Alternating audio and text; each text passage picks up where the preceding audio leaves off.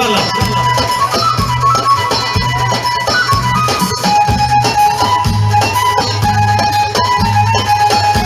ابو شادي وعودي واحلى صبر يا صبر. One man who's going to be watching developments very closely is Palestinian politician Mohammed Dahlan, the former leader of Fatah in Gaza. In the wake of the violent Hamas takeover in 2007, he was forced to leave the coastal territory. He's been in exile ever since, but is still an influential figure in Palestinian politics. Mohammed Dahlan, thank you so much for joining us. First of all, let me start by asking you, what do you think about this Hamas attack on Jewish settlers last night? Does it worry you that Hamas is still able to carry out such attacks in the West Bank, given it's under control of Fatah? Yeah, it doesn't need a lot of efforts to have attacks in Israel or in West Bank or wherever they want to do it, either Fatah or another organization. But the question is, why is now? Why Hamas is doing that now? I think the answer is to facilitate the concept of Netanyahu to attack Abu Mazen politically in Washington, because he's going to allow the settlers to rebuild their activities and to build the new settlements. And I think that attacks was a gift for Netanyahu to pressure the whole international community to believe in his beliefs and his strategy, which based in destroying the hope of building two-state solution. President Abbas remains in power despite saying he wants to resign. His mandate has expired. How strong a leader is he? It doesn't need strong leader. It doesn't need to go to the gym to be strong or weak. The one who could strengthening Abu Mazen is find a status fair deal with the Israelis. If there is no fair deal, there is no Palestinian leadership weak or strong. I think Israel have destroyed Abu Ammar at that time by not giving him something tangible to achieve it to our people, and they siege him, and almost they killed him by sieging him long time. And now, at that time they were talking about Abu Mazen. If he will come, we'll make the final status in 2 months. Now Abu Mazen is here, 5 years. They didn't give him anything. That means Israeli strategy based on no partnership with the Palestinians, no matter who's running the show there. Now, therefore, this question should be answered by Netanyahu. Is he going to have peace or to continue settlements and occupation and peace? It's not working. It's not fixed together. You're not interested in running for presidency at some stage? No, I don't think. I saw Abu Ammar experience with Israelis. I saw Abu Mazen. He's a peace man. He's spending all his life to make peace. I think it's hard job, and I'm not really interested. I do interested to strengthen Palestinian leadership, to have peace, to get some hope for our people for the future. So what are your personal ambitions? No, I'm working now in the whole levels in the leader and Palestinian leadership, PLO authority. I'm a member of PLC members. I think I'm satisfied by my role now. Do you see a day where you'll ever go back to Gaza? Yes, of course, because I've been deported by the Israelis. I've been jailed 5 times by the Israelis. Then they deported me. Then I get back to them as a negotiator in Taba and in Camp David. In fact, I wasn't been there when Hamas have taken the coup. I was in the hospital in Germany. But I think Hamas have made a strategic mistake by taking over by force, because they lose, we lose, and the Palestinian people are suffering. Now, even the former head of the Israeli Mossad, Ephraim Halevi, says the Israelis should talk to Hamas. Don't you think it's time for Fatah to reconcile with Hamas? No. We are begging Hamas for reconciliation. We've signed the Egyptian document because without putting any demands on it. But Hamas have no interest to have reconciliation with Fatah, because they want reconciliation with Israel and with the Americans, and we are following their relationship. They are trying, but they will not get anything, because we know the rules. There is rules in the international relationship. Hamas, they thought that if they go to the mosque, they can open the White House. It's not going to happen this way. I think they can be part of the Palestinian political system, and we're very keen to have them in this political system. It will strengthen Hamas, the same strengthening Palestinian Authority. But there is political rules to how to do it. Till now, PLO, according to the law, representing Palestinian people. There is no another way unless we will go back to the election. And Hamas, they are against going back to the election because they know in advance they will lose it. Do you think, though, there will be a day where the two sides will come together, given what you... Yeah, absolutely. There is no another way. The question is when it will happen, because now both sides are losing, Fatah and Hamas, the authority, and Israel, by the way. Even they can gain some advantage for this, misunderstanding between Hamas and Fatah. But strategically speaking, the only way within the Palestinian Authority and Palestinian people is the reconciliation, and to unite the Palestinian system, and to agree about a political strategy, not just only security system here and there, security arrangement. No. Hamas have to admire that we have political platform. Without that, we cannot reconcile. They cannot gain anything, and they will not gain anything. The same we are. Therefore, we are calling for reconciliation, going back to the public for a new election, and we are really very keen to have them in unity government, but after the election. فيما يتعلق بالمفاوضات مع إسرائيل أن يكون سقفا زمنيا بما لا يتجاوز مدة معقولة منطقية، لا تتجاوز سنتين رأيي الشخصي. نعم. ثم البرنامج السياسي يضمن الاستمرار بكفاحنا الوطني بكل أشكاله بما يحقق أمانينا الوطنية خلال هذه الفترة الزمنية. إذن المقاومة والكفاح ستبقى حاضرة، ولكن هذه مسؤولية القيادة. نعم. أن تستخدم وقتما تشاء في المكان المناسب. نعم. وفي الزمان المناسب، لا أن يترك لأيدي شباب مجتهدين. نعم. هذا هو الفرق. نعم. بين استخدام هذا الحق وبين أن يمارس من كل ما هب ودب. أنا عشت مع الرئيس أبو عمار سنوات. الرئيس أبو عمار كان يستنكر العملية في النهار، وفي الليل يعمل أشياء محترمة. نعم. لا أريد أن أسهم في ذلك. كنت في ألمانيا في إجراء عملية جراحية بسبب الاعتقالات وتوابعها، ولم أعد إلى غزة بعد الانقلاب.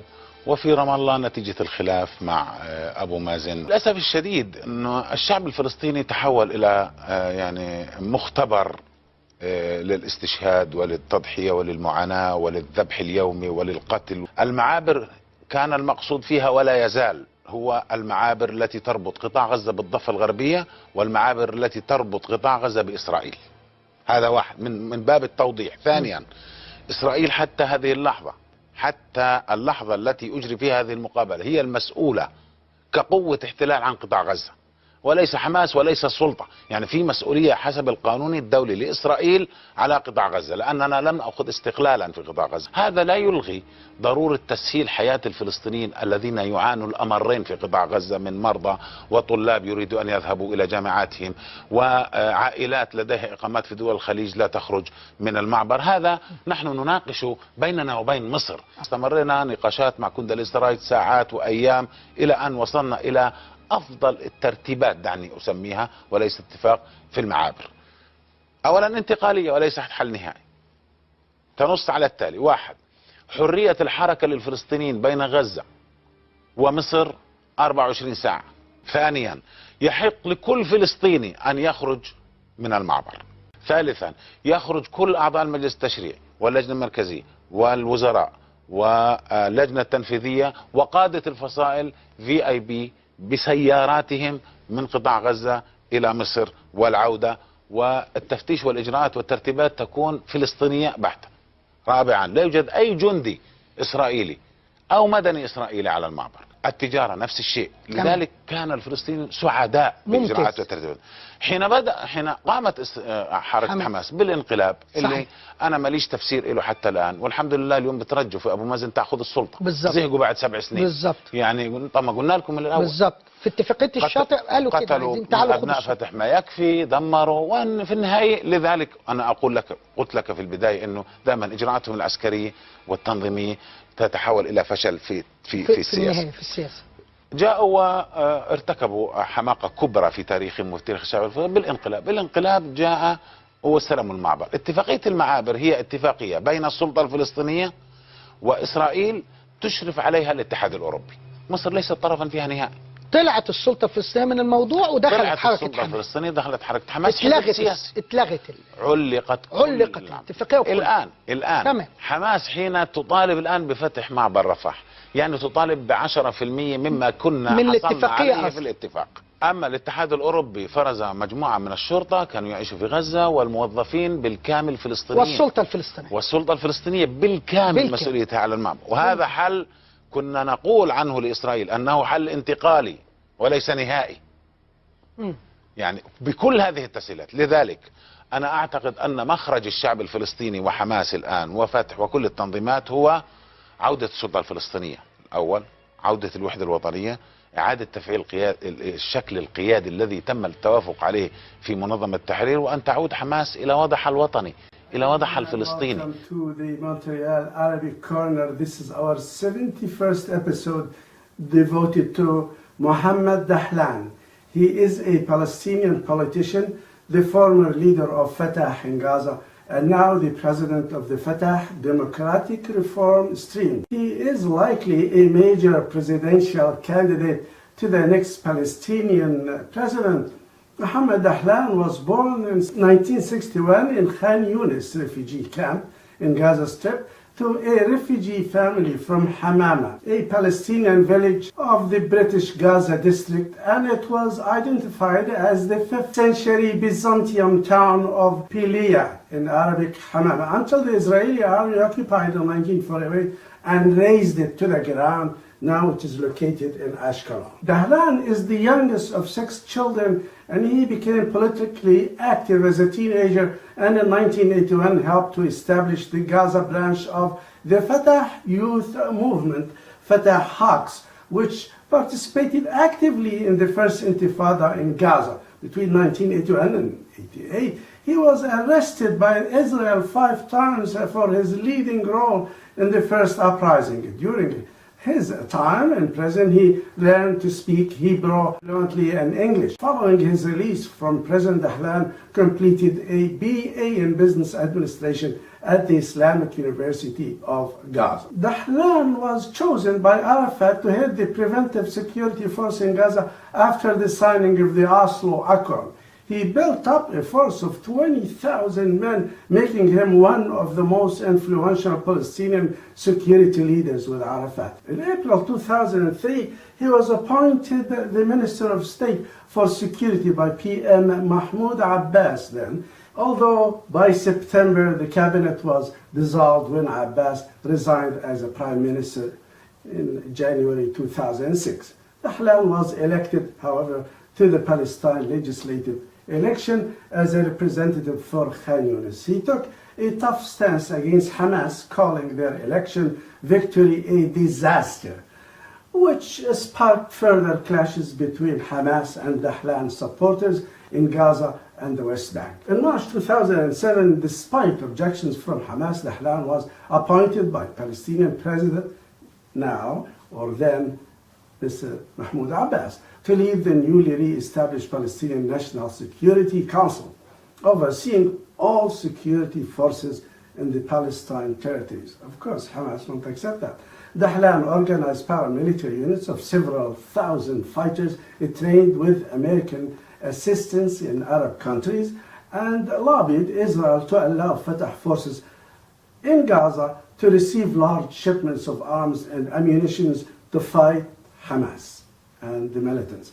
In the April 2008 editions of Vanity Fair, it was revealed that after the 2006 elections, Dahlan had been central in a U.S. plot to remove the democratically elected Hamas-led government from power.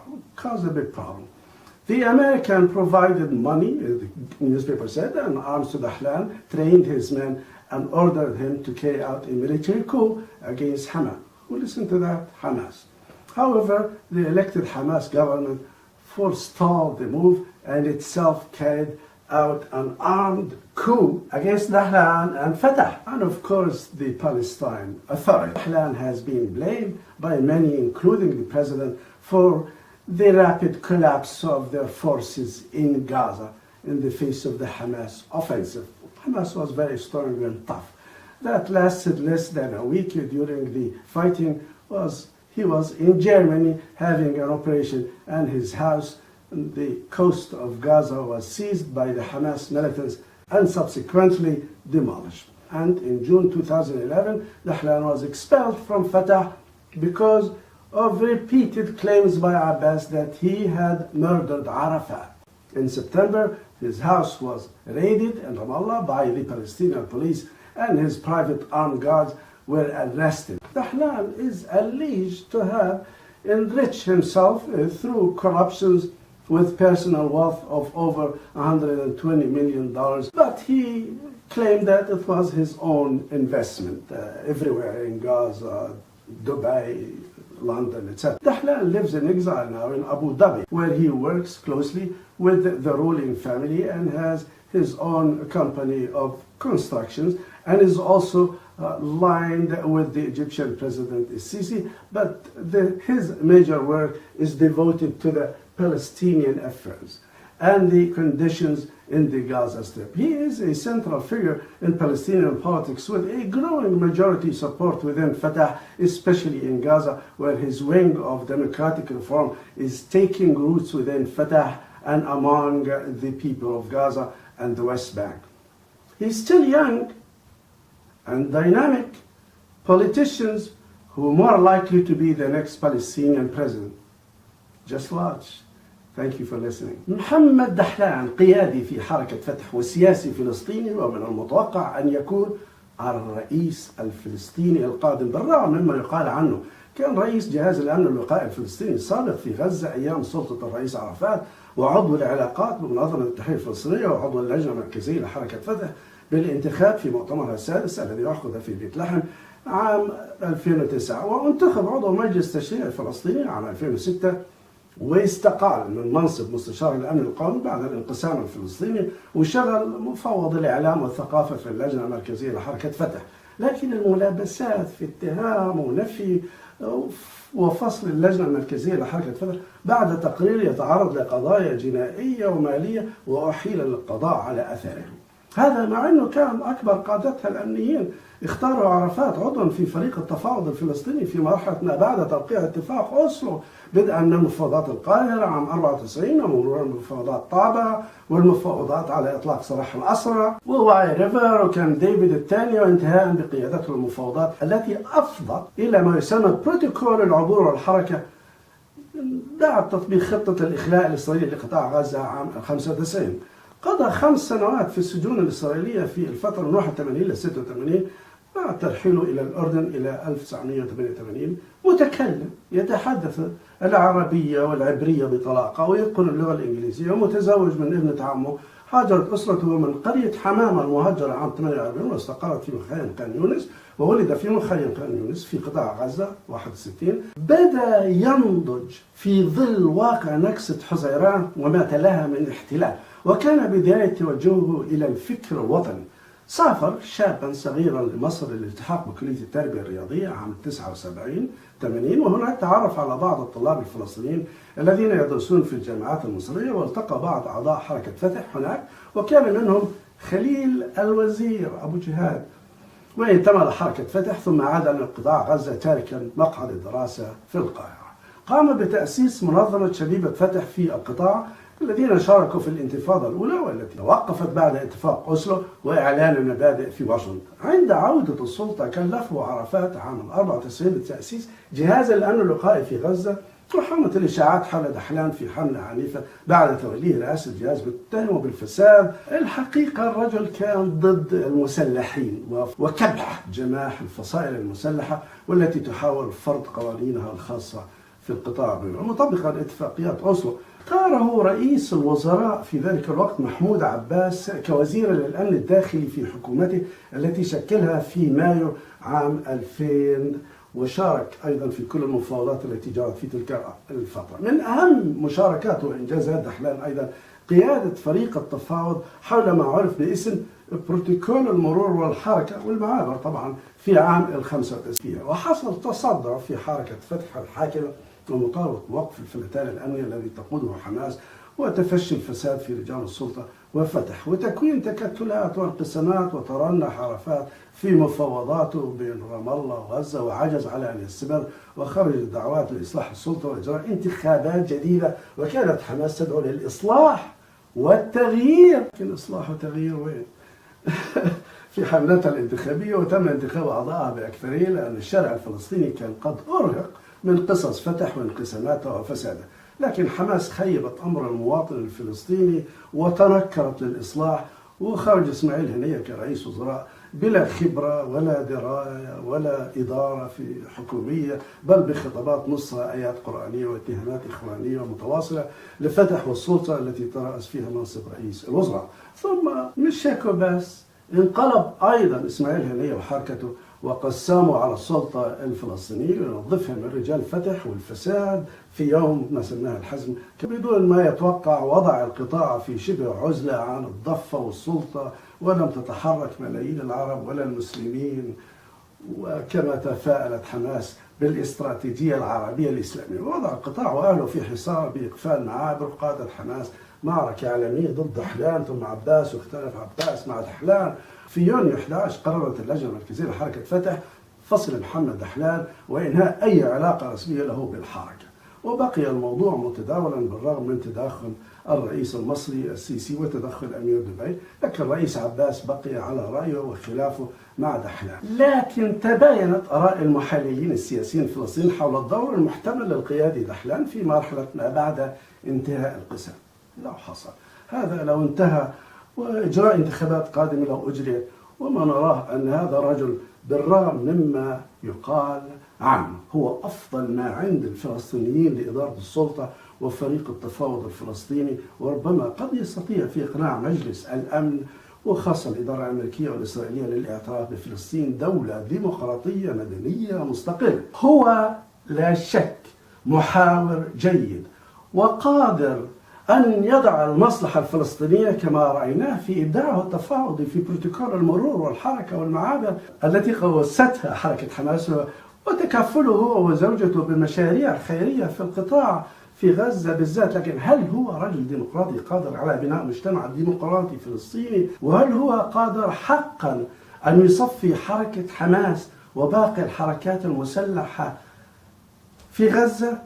ربما لو انتخب رئيسا. شكرا على استماعكم.